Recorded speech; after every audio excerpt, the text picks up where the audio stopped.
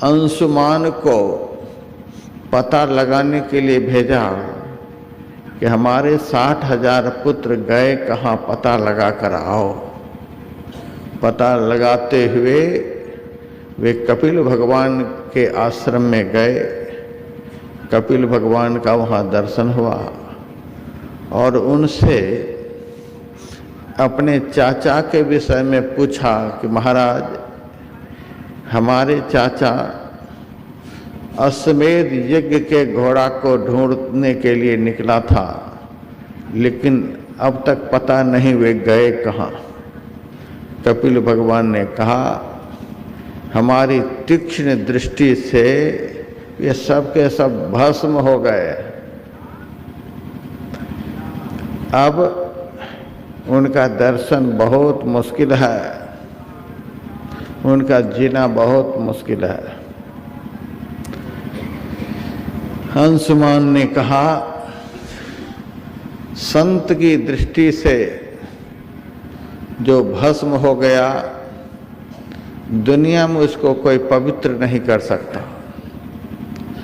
संत का अपमान करने से इतना बड़ा पाप होता है कि दुनिया में उस पाप का कोई प्रायश्चित नहीं होता है। सनकादि ऋषि से विष्णु भगवान ने वैकुंठ में कहा था, हे महाराज, अपनी पत्नी लक्ष्मी के शाप से तो मैं बचा सकता हूँ, अपनी पत्नी लक्ष्मी के अपमान करने से जो पाप होता है, उस पाप से तो मैं बचा सकता हूँ, लेकिन संत के अपमान करने से जो पाप होता है, उस पाप से मैं बचा नहीं सकता। उनकी तो अधोगति सुनिश्चित है। कपिल भगवान ने कहा, तुम्हारे चाचा अपने दुष्कृत्य के कारण हमारी दृष्टि से भस्म हो गया है, अब उसका उद्धार होने वाला है नहीं। चरण में लिपट गया अंशुमान, महाराज कोई उपाय बताओ।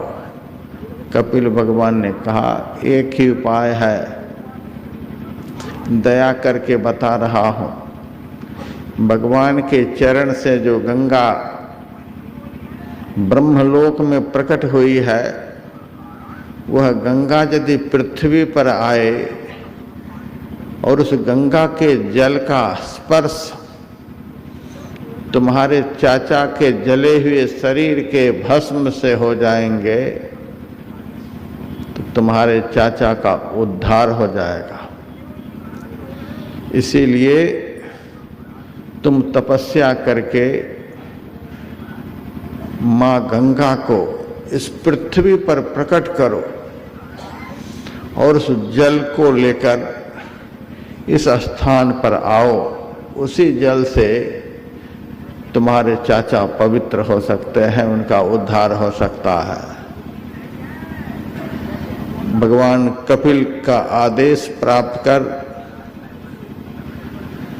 अंशुमान ने माँ गंगा को पृथ्वी पर लाने के लिए हजारों वर्ष तक तप किया, लेकिन गंगा प्रकट नहीं हुई।